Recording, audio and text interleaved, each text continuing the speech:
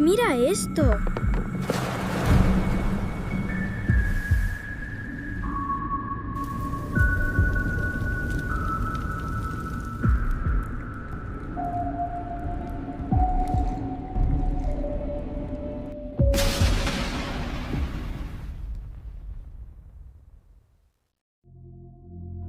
A las 6 de la mañana del 25 de agosto del año 79 después de Cristo, una nube de gas a 400 grados centígrados bajó por la ladera del Vesubio, a 150 kilómetros por hora. Entró por cada puerta, por cada ventana, por cada grieta. Las personas que dormían dentro de sus casas no despertaron. Las que estaban despiertas no tuvieron tiempo de ponerse de pie. El cerebro humano necesita medio segundo para procesar una amenaza.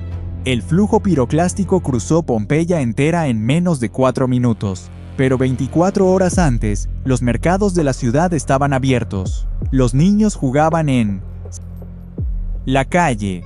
El pan se horneaba en los mismos hornos donde los arqueólogos lo encontrarían, intacto, 1600 años después. Lo que convirtió un día completamente normal en la peor catástrofe del mundo antiguo no fue solo el volcán, fue una cadena de decisiones humanas, que voy a reconstruir ahora mismo, hora por hora, y lo que pasó en la última hora es algo que los documentales casi nunca muestran, porque creía saber sobre cómo murieron estas personas. Pompeya tenía entre 11.000 y 20.000 habitantes. Era una de las ciudades más prósperas de la región de Campania. Vino, aceite, garum, la salsa de pescado fermentado que los romanos exportaban por todo el Mediterráneo.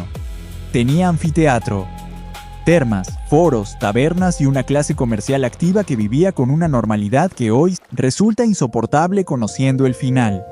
A menos de 10 kilómetros de sus murallas se elevaba el Vesubio. Pero aquí está el dato que lo cambia todo. Los habitantes de Pompeya no sabían que el Vesubio era un volcán. La palabra volcán ni siquiera existía en su vocabulario cotidiano. Para ellos era simplemente una montaña fértil, con laderas cubiertas de viñedos, plantados sobre siglos de ceniza volcánica que nadie reconocía como tal. El Vesubio no había erupcionado en la memoria de ninguna persona viva. Llevaba dormido casi 2000 años. Crecían viendo esa montaña todos los días desde sus ventanas. Los agricultores cultivaban sus laderas. Los poetas la mencionaban como símbolo de fertilidad. Nadie la mencionaba como peligro. Lado de un volcán dormido es seguro. Hasta que no lo es. La mañana del 24 de agosto comenzó como cualquier otra mañana de verano. Mercados abiertos, hornos encendidos, calles transitadas. Los comerciantes desplegaron sus toldos. Los esclavos cargaron las ánforas de vino hacia los carros. Las mujeres compraron el pan del día. Todo era ordinario. Y esa ordinariedad fue parte del problema. Pero la tierra llevaba días hablando y nadie estaba escuchando. Pequeños temblores sacudían la región desde hacía semanas. Los pozos cambiaban de nivel sin explicación. Los manantiales se secaban o brotaban en lugares donde nunca antes había habido agua. 17 años antes, año 62, un terremoto severo había destruido parte de Pompeya. La ciudad aún tenía edificios, sin reparar, columnas agrietadas, muros apuntalados con maderas que ya nadie recordaba cuándo se pusieron. Y aún así, nadie conectó los temblores recientes con la montaña que tenían a sus espaldas. Ese fue el primer error, no el último. Alrededor de la 1 de la tarde del 24 de agosto, el Vesubio explotó. No hubo aviso gradual que permitiera prepararse. Una columna de roca, ceniza y gas salió disparada hacia el cielo, con una violencia que no tenía precedente en la memoria de nadie vivo. La columna alcanzó 30 kilómetros de altura, 3 veces la altitud de crucero de un avión comercial moderno.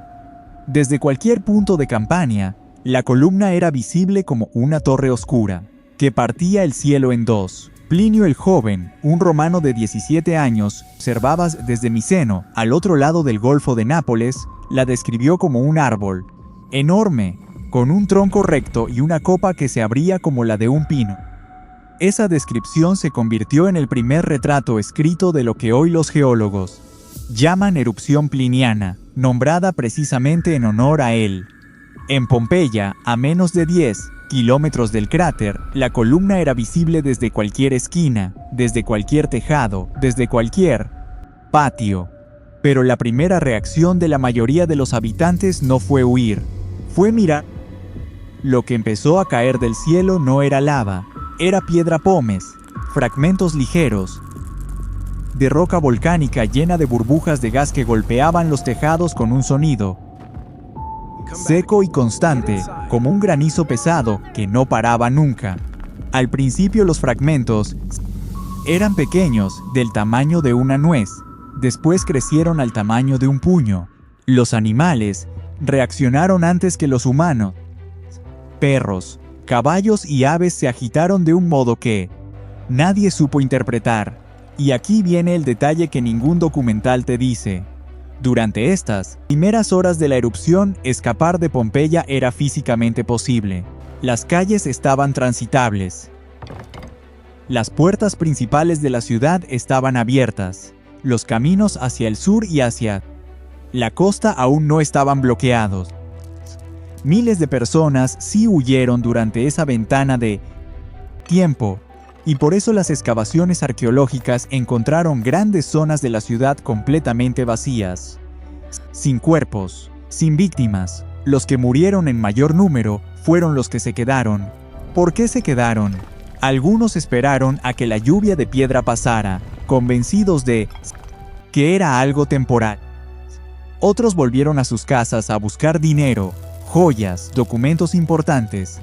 Otros no tenían a dónde ir. No tenían familia fuera de la ciudad. No tenían recursos para sobrevivir en el camino. Y otros simplemente no creyeron que aquello pudiera empeorar. Cada hora que pasaba, la ventana de escape se cerraba un poco más. Al caer la tarde, la capa de pómez acumulada sobre los tejados comenzó a superar lo que las estructuras podían soportar. Los primeros techos colapsaron hacia adentro. Los que habían buscado refugio de sus propias casas quedaron atrapados bajo los escombros de su propia protección. La nube volcánica era tan densa que bloqueó completamente la luz del sol. A las 5 de la tarde, Pompeya estaba sumergida en una oscuridad total. No oscuridad de noche, oscuridad de tumba, luna, sin estrellas, sin ningún punto de referencia visual, solo el golpeteo constante de las piedra cayendo sobre todo y el olor acre del azufre impregnando cada rincón de la ciudad. Mientras tanto, al otro lado del Golfo, Plinio el Viejo, comandante de la flota naval romana y tío de Plinio el Joven, tomó una decisión que le costaría la vida. Recibió un mensaje de auxilio de Rectina, una mujer cuya villa estaba al pie del Vesubio. No había escape por tierra.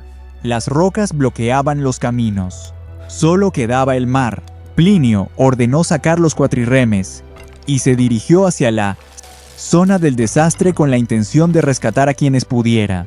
En Pompeya, mientras tanto, la acumulación de pómez superaba ya el 1,5 metros en algunas calles. Había vuelto casi imposible. Respirar era peor. Cada bocanada de aire traía cenizas caliente y gas sulfúrico que quemaba la garganta y los ojos. Plinio el Viejo llegó a Estavia, una localidad al sur de Pompeya. Los barcos no podían zarpar de regreso. La costa estaba cubierta de piedra pómez flotante y el mar estaba demasiado revuelto para navegar con calma en casa de su amigo Pomponiano. Se fue a dormir. Los que estaban con él podían escuchar su respiración pesada y ronca desde el pasillo, pero bajo la superficie de lo visible, algo mucho peor estaba formándose dentro del volcán. La columna eruptiva, de 30 kilómetros de altura, es una estructura que se mantiene en pie solo mientras la energía del volcán la empuja hacia arriba. Cuando esa energía disminuye, disuelve lentamente, no se apaga como una vela, colapsa, de golpe, 30 kilómetros de roca, ceniza y gas ardiente cayendo sobre sí mismos y derramándose por las laderas del volcán, como una avalancha sin freno. Lo que venía después de la medianoche era algo para lo que ningún ser humano del siglo I estaba ni remotamente preparado.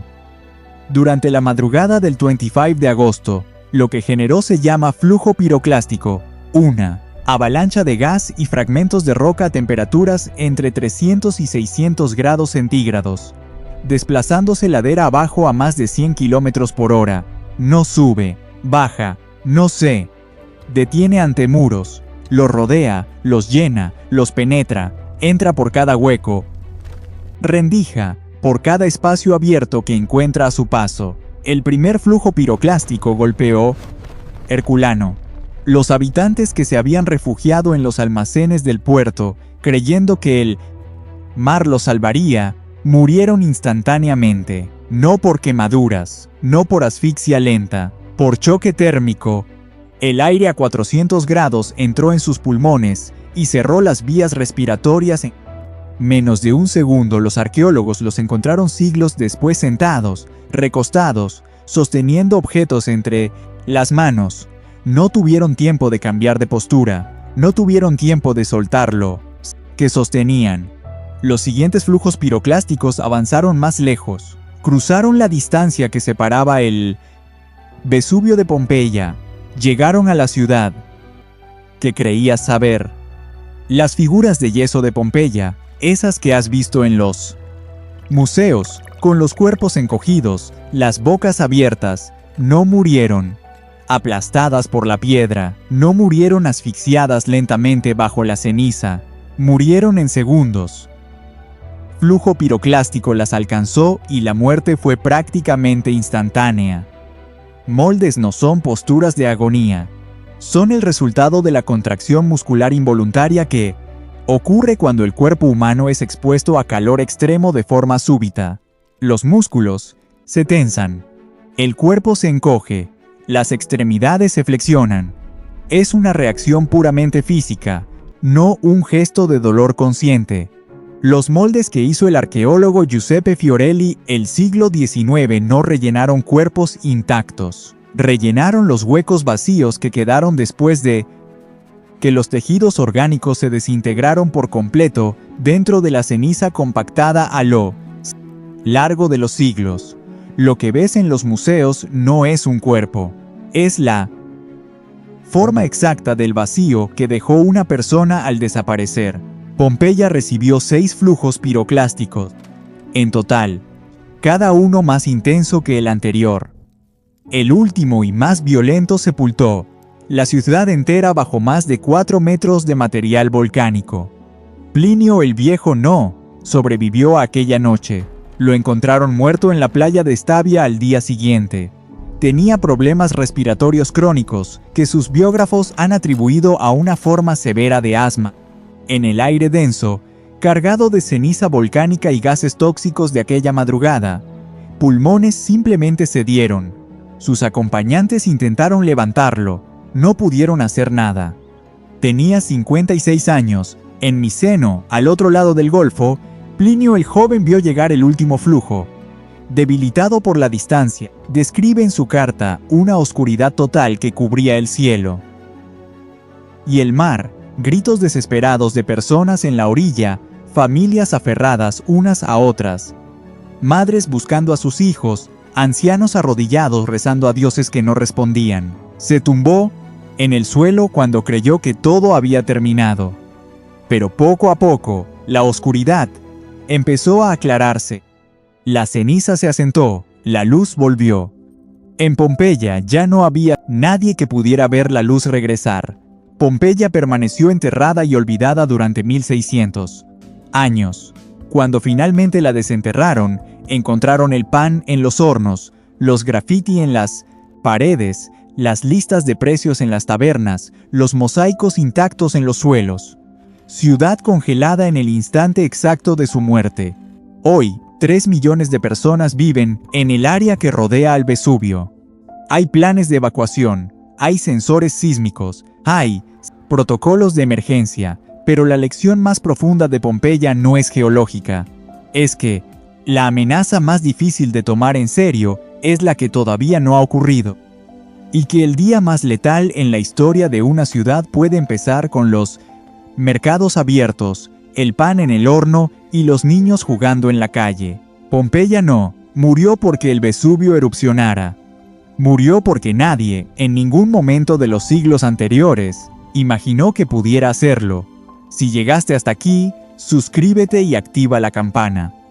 Scene 138. Próximo video. ¿Cómo cayó el Imperio Romano en 6 días? La cronología que nadie explica. Lo que encontramos en los documentos originales va a cambiar por completo lo que creías saber.